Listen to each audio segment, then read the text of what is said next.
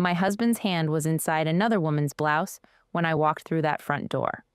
Vanessa Palmer, my friend Arthur's wife, and on her left hand, catching the hallway light like a small green accusation, was my mother's emerald ring, the one I had reported missing 3 months ago.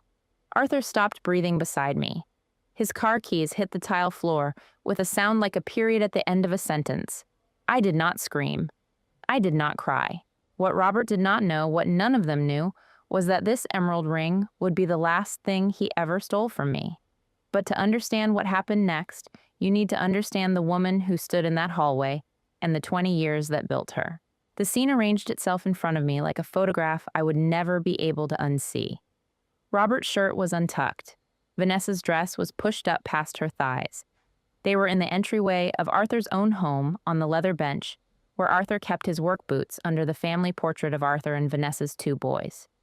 The sheer arrogance of it, not a hotel, not a car, but in her husband's house on a night when both spouses were expected to arrive for dinner.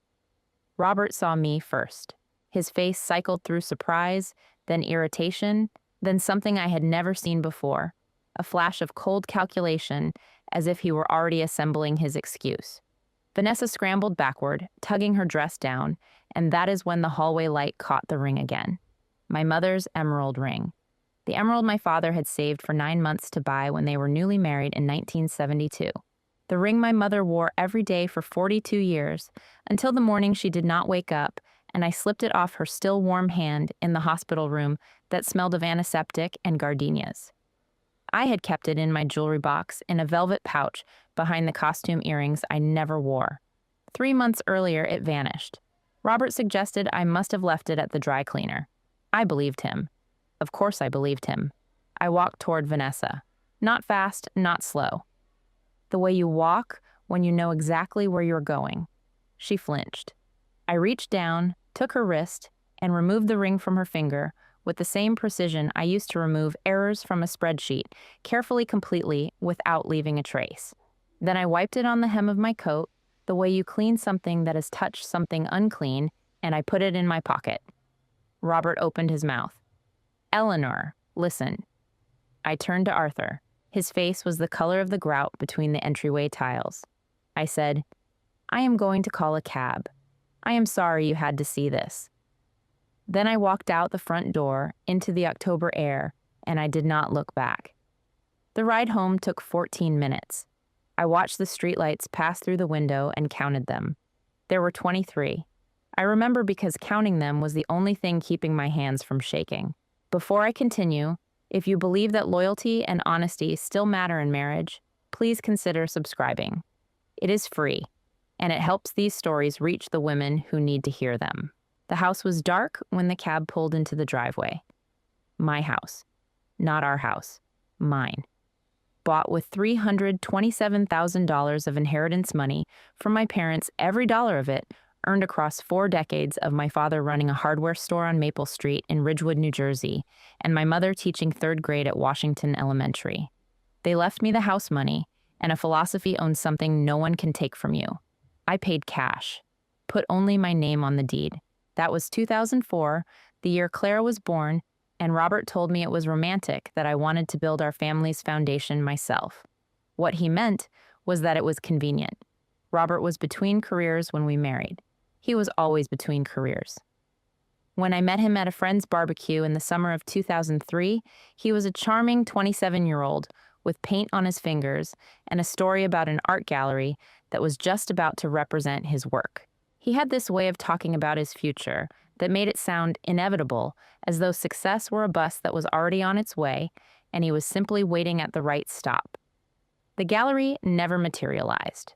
Neither did the freelance photography business, which ended after he spent $6,000 on equipment he used for 3 months. Neither did the podcast production company, the organic soap startup that lost $11,000 of our savings, or the real estate licensing course he abandoned after 2 weeks because the instructor lacked vision. Each failure came with a speech about how the world was not ready for his ideas. Each speech ended with a request unspoken, but understood for me to keep the lights on while he searched for his next destiny. His older brother Richard ran the family's construction supply business out in Trenton, the responsible one, the son their parents actually trusted with the family name. At our wedding, Richard had pulled me aside near the buffet table and said something I did not understand until 20 years later. My brother has a gift for making people believe in him. Just make sure you keep believing in yourself, too. I smiled and thanked him and filed it away as an older brother's jealousy. Now standing in my dark living room at 1 a.m, I could hear Richard's voice as clearly as if he were standing beside me. I made excuses for Robert. For 20 years, I made enough excuses to fill every room in this house. To keep the family stable, I shelved my master's degree in financial planning, 3 credits short of completion, and took a bookkeeping job at a local accounting firm. Harrison and Associates. Steady hours, predictable income, enough flexibility to drive Clara to ballet on Thursdays, to manage the grocery list that Robert never once offered to handle, to sort the mail and pay the mortgage, and schedule the dentist appointments, and remember that Clara was allergic to amoxicillin and that the furnace filter needed changing every 90 days. The invisible architecture of a household, the 10,000 small decisions that keep a family from falling apart, that was my job. Robert's job was to be charming at dinner parties and to promise that his next venture would be the one. Every morning for 20 years, Robert brought me coffee, 2 sugars, a splash of cream. He would set it on my nightstand, kiss my forehead, and say, "You are the strongest woman I know." 7 days a week, rain or shine. It was the one ritual he never broke, and I held it like a talisman against every doubt that crept in during the quiet hours. I calculated once that he made me approximately 7,000 cups of coffee over those years. Now I wondered how many of them he brewed while texting the woman he was sleeping with. How many mornings he kissed my forehead with lips that had been on someone else's skin the night before. And how many of those cups were paid for with money he had stolen from our daughter's college fund. But that is a number I would not learn until later that night. Standing in the living room, I noticed something that had been invisible in the daily blur of routine. Things were missing. The small bronze sculpture Robert's mother had given us for our 5th anniversary. The silver candlesticks from our 10th. The antique mantel clock that had belonged to my grandmother. The framed watercolor from our honeymoon in Cape May. One by one, over the past 6 months, objects had been disappearing from this house like guests leaving a party nobody realized was over. Robert had told me he donated them to the church rummage sale. "Decluttering," he said. "We have too much stuff, Eleanor. Marie Kondo energy." He smiled that smile. The one that made you feel silly for questioning anything. I believed him then. Standing in the dark, running my fingers across the empty shelf where the candlesticks used to be, feeling the dust outline where they had sat for a decade, I did not believe him anymore. The empty shelves did not look decluttered. They looked robbed. That is when I sat down at the computer. The home office smelled like dust and old paper. The laptop fan whined in the silence, the way a small animal whines when it knows something is wrong. The screen cast a blue glow across my face at 2 a.m, and I began doing what I had been trained to do for 15 years at Harrison and Associates, following the money. Numbers do not lie. Numbers do not forget. Numbers do not rearrange themselves to protect someone's feelings. Robert had offered to manage the household bank accounts 2 years earlier.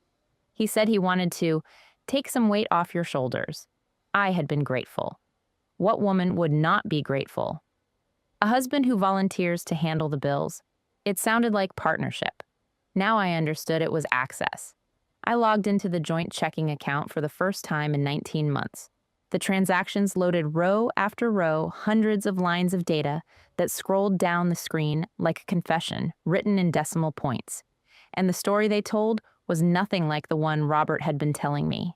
There were ATM withdrawals, small ones at first, $200 here, $300 there, amounts that would disappear into the noise of a household budget, the way a single wrong note disappears in a symphony.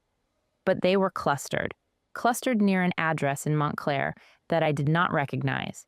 When I searched the address, it came back as the apartment building where Vanessa Palmer's sister lived. There were restaurant charges at places Robert and I had never been together. A $940 charge at a jewelry store in Short Hills, the same store the same month my mother's ring disappeared. I told myself there had to be an explanation. My hands were cold on the keyboard, but my brain was doing what brains do when the truth is too large to swallow whole. It was breaking the truth into smaller pieces and trying to feed me alternatives. Maybe the ATM withdrawals were birthday gifts for Clara. Except Clara's birthday was 7 months away. Maybe the jewelry charge was for my Christmas present. Except Robert had given me a scarf from Target that Christmas, still in the clearance bag. Maybe the restaurant was a work dinner. Except Robert had not held a steady job in 14 months. The excuses got thinner with every transaction I opened. I told myself it could be explained. I told myself I was overreacting. I told myself that the woman who had just watched her husband, with his hands on Vanessa Palmer, was simply seeing patterns that were not there because pain makes you paranoid. Then I opened the email folder Robert thought he had deleted. He had not deleted it properly. 20 years of living with a bookkeeper, and he still did not understand that deleted emails go to a trash folder, and trash folders do not empty themselves. It took me less than 90 seconds to find the correspondence with a mortgage broker. Robert had been applying for a home equity line of credit, a HELOC, against this house. My house. The house I bought with my parents' life savings. The purpose listed on the application was small business startup capital. The business was a boutique clothing store. The store was to be registered in Vanessa Palmer's name, and on the last page of the application, in a handwriting that almost looked like mine, but slanted too far to the right and pressed too hard on the downstrokes, was my forged signature. I stared at it for a long time. The letters of my name, written by a hand that was not mine, on a document designed to turn my parents' legacy into startup money for my husband's mistress. The laptop fan whined louder. The blue light from the screen felt like it was getting colder. Outside, a car passed on the street, its headlights sweeping across the ceiling in a slow arc and then vanishing. Then I opened the 529 account. Clara's college savings plan, her 529, was something I had built the way other people build cathedrals. Slowly, devotedly, brick by brick. $50 from every paycheck for 17 years. Birthday money from grandparents carefully deposited instead of spent. A small inheritance from my aunt funneled directly into the account. By last year, the balance had reached $85,400. Enough for 4 years of in-state tuition. Enough for my daughter to start her adult life without the weight of debt that had crushed so many of her generation. I typed in the password. The page loaded. The number on the screen was $4,120. I read it 3 times because my brain refused to process it the first 2. $81,000. Gone. Robert was listed as co-custodian on the account, a decision I had made years ago because he was her father, because I trusted him, because that is what married people do. He had been making withdrawals for 11 months, small enough to avoid triggering alerts, consistent enough to drain the account like a slow bleed from an artery you cannot see. 11 months of $5,000 here, $8,000 there, while I ironed his shirts and packed Clara's lunches and believed that the man sleeping next to me was a good father who simply had not found his calling yet. My body did what my mind could not. My knees buckled. I slid from the desk chair onto the tile floor and I stayed there. The tile was cold against my back. The ceiling fan turned in slow circles above me. Through the wall, I could hear the refrigerator humming its stupid, faithful hum, the way it had hummed every night for 20 years, keeping our food cold while our marriage rotted from the inside. I lay there for 20 minutes. Then something shifted. The tears stopped, not because the pain ended, but because a different part of me woke up. The part that had spent 15 years reconciling balance sheets and finding discrepancies that other people missed.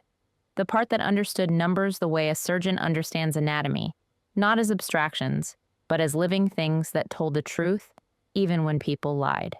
I looked at the screen again. The $4,120 was not a tragedy.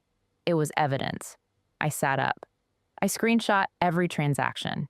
I transferred the remaining $4,120 into a new account at a different bank, one where Robert's name appeared nowhere. I saved the HELOC application with the forged signature to a USB drive. I copied every suspicious bank statement into a folder I labeled Recipes on my desktop. By 4 in the morning, I had documented 19 months of financial betrayal with the precision of an audit report. At 7, I showered, dressed in the gray suit I kept for important meetings, and drove to the office of Margaret Chen. Margaret Chen was the kind of woman whose handshake made you stand up straighter. Her office was on the 4th floor of a glass building on Broad Street in Newark, and the wall behind her desk held 17 framed newspaper clippings about cases she had won. She was not warm. She was not cold. She was exact the way a scalpel is exact, and the women who hired her did not come looking for sympathy. They came looking for results. I laid everything on her desk, the bank statements, the HELOC application, the 529 records, the screenshots of the deleted emails. Margaret put on her reading glasses and went through each document without speaking. 14 minutes. I counted. When she finished, she removed her glasses, set them on the desk with a click, and said 5 words that changed the architecture of my life. We are going to bury him. The plan was methodical. Margaret explained it the way an engineer explains a bridge load, bearing points, stress tolerances, sequence of construction. First, she filed an emergency motion to freeze my credit blocking the HELOC application before it could be processed. The forged signature alone, she said, was enough to kill the application and open a criminal investigation. Under New Jersey law, forging a spouse's signature on a financial document is a 3rd-degree felony, Margaret said, tapping the HELOC application with her pen. But we are going to use it strategically, not emotionally. The criminal threat stays in our pocket until we need it at the negotiating table. Then she explained the family law angle. Under equitable distribution rules, the court considers marital misconduct when dividing assets. What Robert did with the 529 plan, draining a child's education fund for personal use through his co-custodian access, that is not just theft. It is a breach of fiduciary duty to his own daughter. The judge will not be sympathetic. She leaned forward. But here is what matters most, Eleanor. Your house was purchased with separate property. Your inheritance, your name on the deed. Robert has no legal claim to it. None. The HELOC application actually helps us because it proves he was trying to encumber your separate asset without your knowledge or consent. Every piece of evidence he created while trying to steal from you is now a weapon we use against him. Second, Margaret redirected my direct deposit to my new personal account, cutting off the financial pipeline Robert had been feeding from. She also flagged every joint account for monitoring. A parasite. Margaret said, reveals its true nature when the host stops feeding it. Third, and this was the part that required the most patience, we waited. We let Robert make his own mistakes. Margaret had seen 100 Roberts. She knew exactly what he would do. And he did it on schedule with the predictability of a man who had never once been held accountable for anything. Robert moved out within a week. Not voluntarily, I changed the locks and left his suitcases on the porch along with a certified letter from Margaret's office, informing him that any attempt to enter the property would be met with a restraining order. He checked into a motel on Route 22. He called me 11 times the first day. I did not answer. He left voicemails that cycled through every register, angry, pleading, reasonable, threatening, tender, like a man flipping through a deck of cards looking for the one that used to work. None of them worked anymore. And then he did exactly what Margaret predicted he would do. He went after Clara. The first sign was the shopping bags. Clara came home from a weekend visit with her father, carrying a Kate Spade handbag, 2 pairs of designer jeans, and a new iPhone still in its box. Robert had used his last functioning credit card, a Visa, with a $5,000 limit and a 24% interest rate to buy our daughter's loyalty. A father's love, financed at compound interest, and paid in minimum monthly installments he could not afford. He also whispered poison. Slowly, persistently, the way water erodes stone. He told Clara that I was the one destroying the family, that I was obsessed with money and control, that he had always been the loving parent while I focused on spreadsheets and rules, that Vanessa was just a friend who understood him, that sometimes marriages end, and the person who files the paperwork is not always the victim. Clara was 17. 17 is old enough to resent your mother for every rule she ever enforced. old enough to romanticize a father who suddenly has time for milkshakes and shopping trips, and young enough to believe that the parent who says yes to everything is the one who loves you more. She came home one Tuesday evening with a look on her face I had never seen before. Not teenage annoyance, not sulking, but something colder and more practiced. She threw the winter coat I had bought her at Nordstrom onto the kitchen floor. Then she threw the scarf. Then she looked at me with Robert's eyes and said words that I know she had been rehearsing because no 17-year-old arranges cruelty that precisely without a script. You only care about money and your stupid rules. Dad actually loves me. He listens to me. He does not make spreadsheets about my life. He and Vanessa are kinder to me in one weekend than you have been in my entire life. I am moving in with them. The coat lay crumpled on the tile like a shed skin. Clara's fists were balled at her sides, and she looked so much like Robert in that moment, the theatrical outrage, the wounded entitlement, the absolute certainty that she was the victim, that something turned over in my stomach. I wanted to tell her everything. I wanted to pull up the 529 statements on my phone, show her the empty account, the 11 months of withdrawals, the $81,000 that was supposed to be her future. I wanted to say the man who bought you that handbag paid for it with your college tuition. The iPhone in your pocket is a receipt for your stolen education. Every gift he gave you was purchased with your own money. But Margaret's voice was in my head, clear as a courtroom bell. Do not weaponize the child. The truth will surface on its own timeline.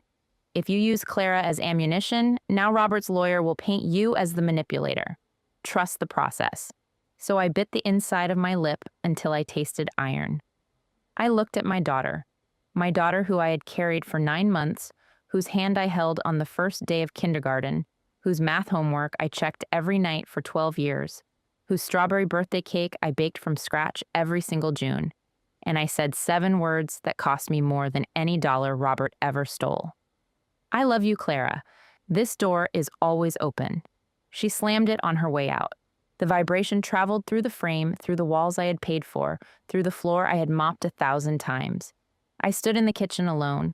The coat was still on the floor. I picked it up, folded it neatly, and placed it on the back of her chair. Then I sat at the table and stared at nothing until the light in the kitchen shifted from afternoon gold to evening gray. 3 weeks later, on a Thursday afternoon, the doorbell rang. I opened the door and found Evelyn Ashford standing on my porch. Robert's mother, dressed in her church best, clutching her handbag with both hands, the way she clutched her opinions tightly and without apology. She did not wait to be invited in. She walked past me into the living room, sat on the sofa, and arranged her face into an expression of disappointed pity that she must have been rehearsing in the car. She crossed her ankles. She smoothed her skirt. She waited for me to sit down opposite her, which I did because I had learned from Margaret that sometimes the best strategy is letting someone build their argument all the way up before you knock it down. Eleanor. She began stirring the Earl Grey I had placed in front of her out of reflex more than hospitality. I am here because someone needs to talk sense into you before this gets any more out of hand. Robert tells me you changed the locks. He tells me you hired some shark lawyer. He tells me you are trying to take everything. She sipped. The cup trembled slightly in her fingers, but her voice did not. A good wife adapts. A good wife does not drive her husband away with rigidity and coldness. If you had been softer, Ellie, more feminine, more attentive to his emotional needs, men are simple creatures, they need warmth, appreciation, tenderness. When a wife becomes too focused on the household accounts and the rules and the schedules, she forgets to be a woman. And a man who does not feel like a man at home will go where he does. The steam from the teacup curled upward between us like a question mark. I let her finish. Every word. The part about how Robert was artistic and sensitive. The part about how I'd always been too practical, too analytical, too much like a business partner, and not enough like a wife. Or the part about how her son deserved someone who makes him feel special. I let her build the entire cathedral of her delusion, brick by self-righteous brick. When she finally stopped, the silence lasted 4 seconds. Then I reached behind the sofa cushion and placed a manila folder on the coffee table between us. Evelyn, I said, I want to show you something. Inside the folder were the bank statements showing Robert's ATM withdrawals near Vanessa's sister's address, printed in full color with dates circled. The HELOC application, with my forged signature, highlighted in yellow. The 529 account summary showing the drop from $85,400 to $4,120, with each of Robert's withdrawal dates marked in red ink, and 3 hotel receipts charged to our joint credit card hotels I had never visited on nights. Robert told me he was attending trade shows in cities he had never been to. Evelyn picked up the first page. Her eyes moved left to right, then stopped. She picked up the second page. The teacup trembled again, worse this time. By the 4th page, her face had gone from righteous indignation to something smaller and grayer, like a house with the lights switched off room by room. "You should ask Richard what he knows about his brother," I said quietly. Richard has been watching Robert his entire life. He knows exactly what Robert is, and I suspect Evelyn deep down underneath the speeches about warmth and femininity, you know too. Her mouth opened, closed, opened again. Robert has his faults, but he is not Evelyn. My voice was not loud. It did not need to be. Volume is for people who are unsure of their facts. I respect you because you are Clara's grandmother. That will not change. But from today, I refuse to be the curtain that hides the mess your son has made of every room he has ever walked into. You raised a man who forges his wife's signature, who steals from his own daughter's college fund, who takes heirlooms from a dead woman's jewelry box to give to his mistress. That is not something my rigidity caused. That is something you and Robert built together over a lifetime of excuses. I stood up. "Please finish your tea and go home." She left the tea untouched. She left the folder on the table. She left without saying goodbye, and when her car pulled out of the driveway, I watched through the window and noticed her hands were shaking on the steering wheel. I felt nothing. No satisfaction, no guilt, only the clean, clinical emptiness of a task completed. 4 days after Evelyn's visit, Robert appeared on Channel 12 News, a segment called Fathers Fighting for Fairness, one of those local interest pieces designed to fill the dead air between weather and sports. Robert sat in a studio chair wearing a rumpled blazer and the expression of a man who had spent an hour in the bathroom mirror practicing sorrow. He told the interviewer that his wife had overreacted to what he called a misunderstanding between friends, that she had locked him out of his family home without warning, that she had turned his daughter against him using financial manipulation, that he was a loving father who only wanted to see his child. His voice cracked at the precise moments it needed to crack. His eyes glistened at the precise moments they needed to glisten. He even wiped his eye with the back of his hand, the gesture of a man who is trying very hard not to cry and wants everyone to see how hard he is trying. The interviewer nodded with sympathy. Nobody asked for documentation. Nobody called me for comment. Nobody mentioned that the family home Robert described was purchased entirely with my inheritance. Nobody mentioned that the financial manipulation he referenced was my legally protecting assets he had been stealing. I sat on the living room sofa watching my husband lie to 3 counties on live television, and I held my coffee cup so tightly that the ceramic creaked against my fingers. The cup did not break. Neither did I. On the kitchen counter behind me, the manila folder sat next to Margaret's business card, thick with evidence organized by date, by category, by severity. Inside Margaret's office file, a subpoena had already been prepared for Richard Ashford. The bomb was armed. All that remained was the time and place of detonation.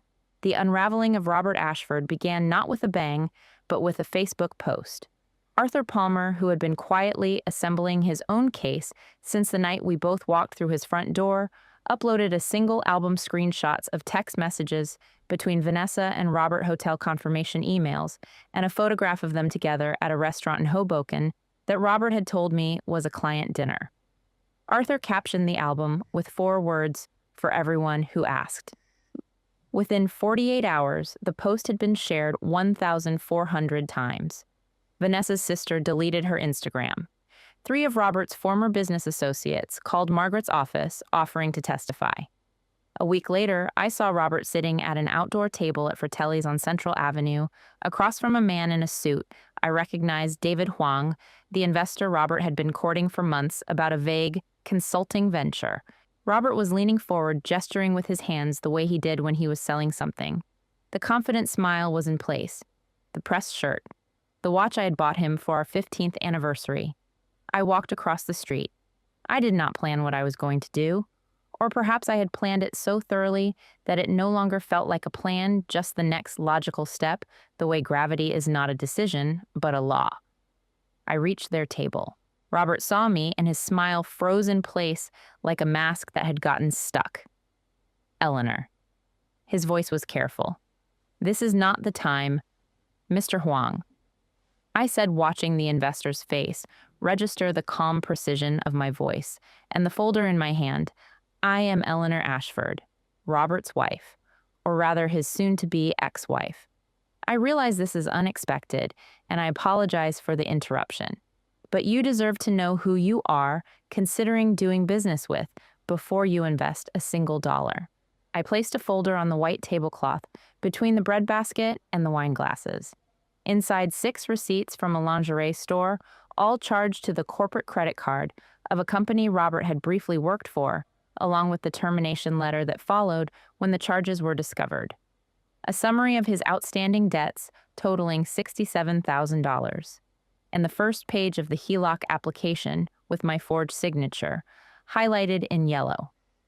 Everything you need is in that folder. Have a good lunch. Robert's face went white, not red-white. The blood simply left the way color drains from a photograph left too long in the sun. His mouth opened, but nothing came out. It was the first time in 20 years I had seen Robert Ashford without a sentence ready. David Huang looked at the folder, then at Robert. Then he folded his napkin beside his untouched plate and stood up. I think we are done here, he said. He did not shake Robert's hand on the way out. I walked away. My heartbeat was steady. Behind me, I heard a chair scrape against the pavement, and Robert's voice, smaller now, cracked at the edges, calling my name. I did not turn around. But the restaurant was only the opening act. The main performance took place in family court 3 weeks later, in a room with wood-paneled walls and fluorescent lighting that made everyone look slightly ill. The American flag stood in the corner. The air smelled like old paper and floor polish, and the particular anxiety of people whose lives are about to be rearranged by a stranger in a black robe. Robert arrived with his attorney, a young man from a discount legal service, who kept checking his phone. Robert wore the same blazer from the television interview. He had lost weight. His confidence, however, was intact. It had to be. Confidence was the only currency he had left. The proceedings began with Robert's attorney filing a motion that made Margaret smile for the first time since I had met her. Robert was requesting spousal support, alimony.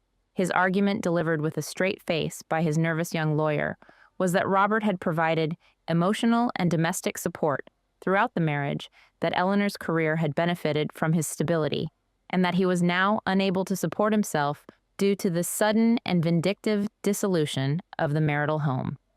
Margaret let the argument hang in the air for exactly 3 seconds. Then she called her witness.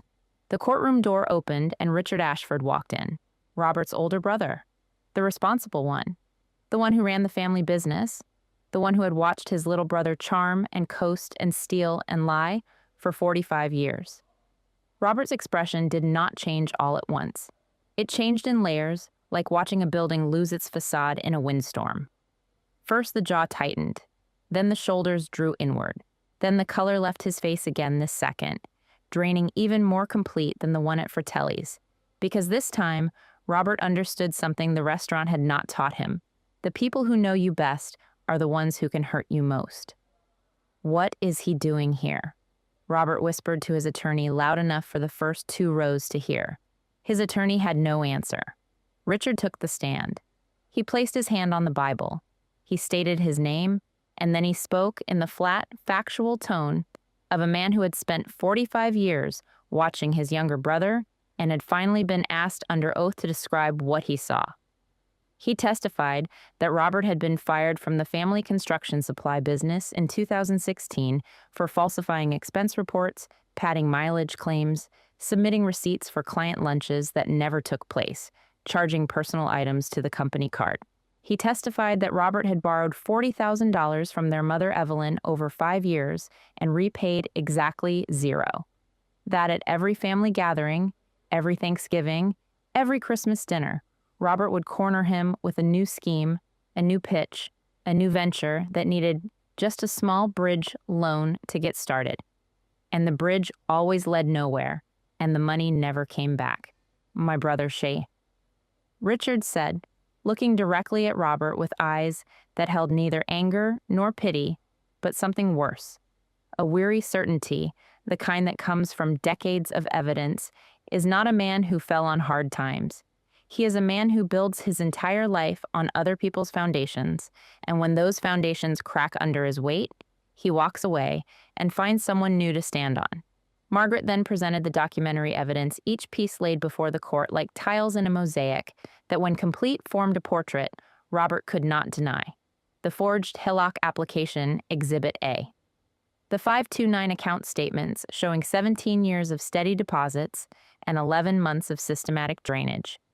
Exhibit B. The hotel receipts charged to the joint credit card, Exhibit C. The text messages recovered from the deleted email folder, Exhibit D. Robert's attorney objected twice. Both objections were overruled. Robert tried to speak once, leaning toward his lawyer, whispering urgently. His lawyer shook his head. There was nothing to say. The final exhibit was a text message Robert had sent to Vanessa on Clara's 17th birthday. Margaret read it aloud in the courtroom. Have to play dad tonight. Cake and candles and the whole act. Tomorrow I will make it up to you. Clara's birthday. The cake I had baked from scratch, 3 layers strawberry, her favorite since she was 4. The candles Robert had lit while smiling at our daughter. The act. The room was silent. Not the polite silence of a courtroom between statements, but the thick, weighted silence that fills a space when something true has been said and no one in the room can make it untrue again. Robert stared at the table in front of him. His hands were flat on the surface, fingers spread, as if he were trying to hold on to something solid in a room where everything had turned to water. His attorney was writing nothing on his legal pad. The judge removed her reading glasses. She looked at Robert for a long moment, the way you look at a math problem you have already solved but want to double-check. Then she ruled. Alimony request denied. The court found no evidence of meaningful contribution by the respondent to the marital partnership. Full legal and physical custody of Clara awarded to the petitioner. The house purchased with separately inherited funds titled solely in the petitioner's name, confirmed as separate property with no marital claim. Robert was ordered to pay child support through garnished wages at the state-mandated rate. And then the judge paused. She adjusted her glasses. She looked at Robert one more time and added in a voice that was careful and deliberate, a recommendation that the county prosecutor's office review the forged HELOC application for potential criminal charges under New Jersey's forgery and fraud statutes, Title II, C Section 21-1. The words hung in the courtroom air like smoke after a fire. Criminal charges, not just a lost divorce case. The possibility of handcuffs. Robert did not speak as the ruling was read. His attorney began packing his briefcase before the judge finished with the hurried relief of a man who had taken on a case he should not have and was grateful to see it end. When it was over, I stood up. Margaret placed her hand on my shoulder for exactly 1 second, the only physical gesture I ever saw her make. I walked out of the courtroom. The hallway was long, and my shoes made a steady sound on the marble floor, left, right, the rhythm of a woman who did not need to run because she had already won. The October air hit my face as I pushed through the courthouse doors. The sun was lower than when I had gone in. The trees along the street were the color of rust and gold. I sat in my car for 5 minutes before starting the engine. My hands did not shake. That surprised me. Everything else, the relief, the exhaustion, the strange grief of watching a 20-year lie finally reach its conclusion, I expected. But the steady hands, those I did not expect. A few days after the trial, Robert settled into his new reality. Vanessa had left him within a week of Arthur's Facebook post. Without Eleanor's income and without Vanessa's husband's money, Robert had nothing to offer anyone, and Vanessa was not the kind of woman who stayed where the credit cards stopped working. He rented a room in a building on South Orange Avenue that smelled like boiled cabbage and broken leases. He worked the jobs the court required, warehouse shifts, delivery routes, and he called me 17 times in the first month. I did not answer. Margaret answered. Clara was a different matter. She had been staying with a school friend's family since the night she screamed at me in the kitchen, and the silence between us was the kind that bruises without leaving a mark. I did not chase her. I did not send gifts. I left one voicemail, 6 words long. I love you. I am here. Then I waited. The call came on a Tuesday night at 10. I was sitting in the kitchen, reading a book I could not concentrate on, when my phone lit up with Clara's name. I answered. 5 seconds of silence. Then a sound I will carry with me for the rest of my life, my daughter crying the way children cry when they have finally stopped pretending to be brave. Mom! Her voice was raw. Mom, I am so sorry. I did not know. She told me what happened. The words came out in fragments, the way a story comes out when the person telling it is still inside it. She had gone to visit Robert at his apartment that afternoon, reluctantly, out of obligation more than love. The apartment was on the second floor of a building that smelled like mildew and reheated meals. She stood outside his door, hand raised to knock, when she heard his voice. Through the thin walls, loud, agitated the voice of a man who had stopped bothering to control his volume because he had stopped caring who heard. He was on the phone. With Vanessa. Or about Vanessa Clara was not sure. But the words were clear enough to pass through drywall and change a 17-year-old's understanding of her own father. The college money is gone. I already told you that. What do you want me to do? Print more. I tried to get the last 4,000 before she locked me out, but that was months ago. If that idiot kid had stayed with me another 2 weeks, I could have used her as leverage to get Eleanor to unfreeze the accounts. But no, the kid has to have a conscience now like her mother. That idiot kid, his daughter, the girl whose college fund he had drained over 11 months $81,000, meant for tuition and textbooks, and a future that did not include debt, was an idiot kid and a piece of leverage, a tool, a prop in the same performance he had been staging his entire life. Clara ran. She did not take the bus. She ran the 6 blocks to the train station in sneakers that were already untied, caught the 742, rode 3 stops without sitting down, and ran again from our station to our house.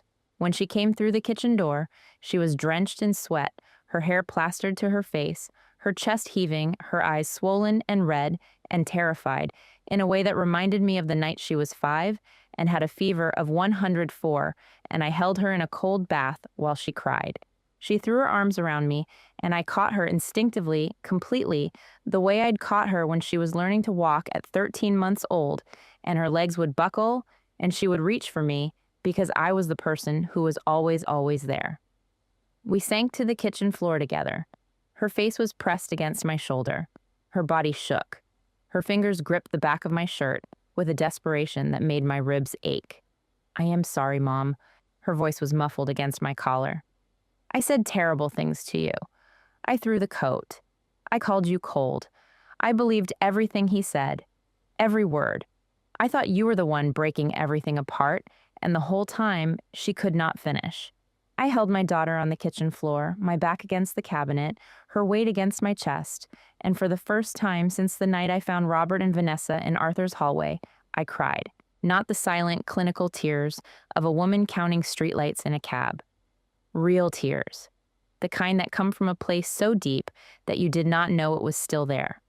A reservoir of grief and love and exhaustion and relief that had been sealed shut for weeks, locked behind the steel doors I had built to get through depositions and evidence folders and nights alone in a house that echoed. You are here now. I said into her hair, which smelled like sweat and train air and the strawberry shampoo she had used since she was 12. That is the only thing that matters. The refrigerator hummed. The kitchen light buzzed. Outside, a car passed on our street, its headlights briefly illuminating the window before moving on. Clara's breathing slowed. My arms did not loosen. And for the first time since that October night, my home felt like a home again. The renovation began on a Saturday in March. Clara and I stood in the living room, wearing old t-shirts and holding paint rollers, looking at the walls that had been the same shade of beige for 20 years. Robert had chosen the color. Versatile khaki. The can had said, versatile khaki was the color of a man who wanted everything to be neutral enough that nothing mattered. What color? Clara asked. I held up a paint chip. Teal. Not soft teal, not muted teal, deep, vivid, ocean at dusk teal. The kind of color Robert would have called too aggressive for resale value. This one, I said. Clara grinned. We painted the living room in 2 days. Then the kitchen a warm terracotta that made the morning light glow like the inside of a clay pot. Then my bedroom, a deep navy that turned the space into something that felt like the sky just before the stars come out. Every brush stroke was a decision I made alone. Every color was a color I chose because I wanted it, not because it was practical, not because it would photograph well for a listing, not because anyone told me it matched the furniture. The furniture was gone. Robert's leather recliner donated. The glass coffee table he bought at a showroom using my credit card sold. The dining set his mother gave us that I had always hated on the curb with a free sign by 9 in the morning. In its place, I bought a round wooden table from a woman in Maplewood who made them by hand. 4 chairs. Enough for me, Clara, and 2 guests. Not 12, not 8, 4. The right number for the life I was building. In the spare bedroom that had been Robert's office, a room where he kept a laptop he rarely opened, and a shelf of business books he never read, I hung my master's degree. 3 credits short of completion. I called the university. Those credits were still transferable. I enrolled in the final course on a Tuesday and completed it in 6 weeks.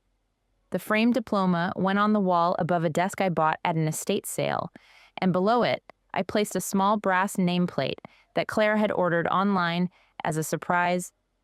Eleanor Ashford, CFP, Certified Financial Planner. 20 years late, but not too late.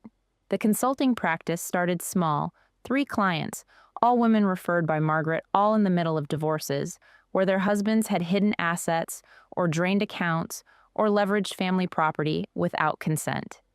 I knew their numbers. I knew the look in their eyes when they opened a bank statement and the balance did not match what their husbands had told them.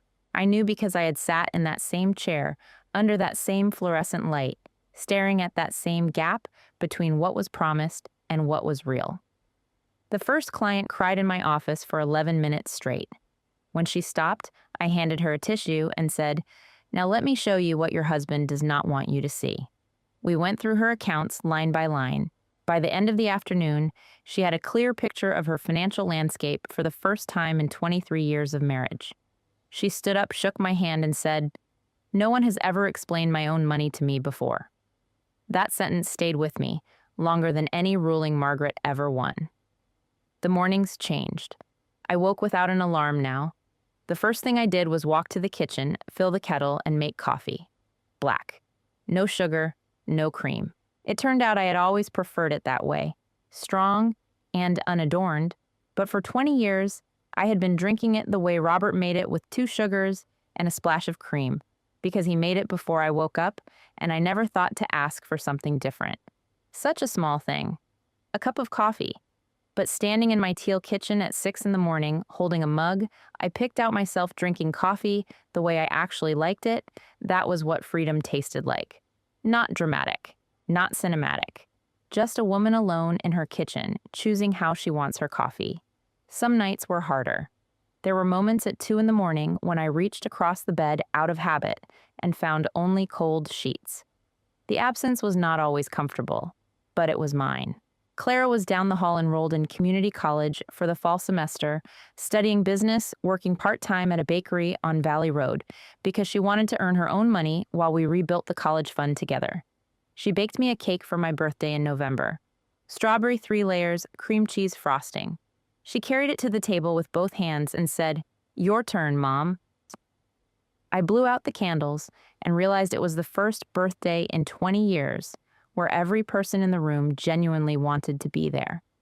And by morning, with the paint smell still faintly lingering in the walls and the sunlight coming through the windows, I had finally uncovered Robert had always kept the curtains drawn. I would sit with my coffee and watch the street wake up, and I would feel something I had not felt in so long that I had forgotten its name. It was not happiness exactly. It was something quieter than that. Space, room to breathe. The silence of a house that belongs to you, where every wall is a color you chose, and every morning starts with a question only you get to answer. What do I want today? 6 months after the trial, I walked out of a coffee shop on Halsey Street, holding a flat white and a folder of client documents. The October air was crisp. The same month I realized, a full year since that night at Arthur's front door.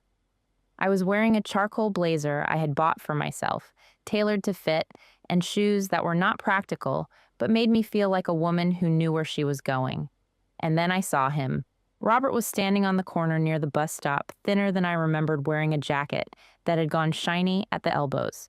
He was holding a handful of flyers, part-time job listings, the kind printed on bright paper and posted on laundromat bulletin boards. He looked the way a house looks after the tenants have left, and the landlord has not yet come to clean, hollow-dimmed, occupied by nothing in particular. He saw me at the same moment. His eyes widened. Something moved across his face. Hope, maybe, or the memory of hope, and he stepped toward me. Eleanor. His voice was smaller than I remembered. Eleanor, please. I know I do not deserve anything from you, but the apartment, you would not believe the conditions. I am barely eating. If you could just for old times' sake, maybe talk to Margaret about the garnishment. I stood on the sidewalk with my coffee in one hand and my client folder in the other, and I looked at the man I had been married to for 20 years. I looked at his unwashed hair and his chapped hands and his eyes that still even now carried that faint calculation, the quick scan for weakness, the muscle memory of manipulation, even when there was nothing left to manipulate. I waited for something to rise in me. Anger, pity, satisfaction, grief, something. But there was only a vast, quiet nothing. The same nothing you feel when you drive past a house where you used to live and realize you cannot remember which window was the bedroom. I hope you find what you are looking for, Robert, I said. Then I turned and walked down Halsey Street toward my office, where 3 women were waiting for me to help them read the numbers their husbands did not want them to see. On my right hand, my mother's emerald ring caught the October sunlight warm against my skin, the way it had always been warm when my mother wore it, the way it was warm now that it was back where it belonged. Behind me, Robert said something else. I did not hear it. The street noise had already swallowed his voice, the way the world swallows small things when they no longer matter. If this story touched something in you, if you saw yourself in Eleanor or in someone you love, I would be grateful if you shared it. Leave a comment with your story, because every woman who speaks up makes it easier for the next one. And if you have not already considered subscribing, there are more stories like this coming, and they are waiting for you.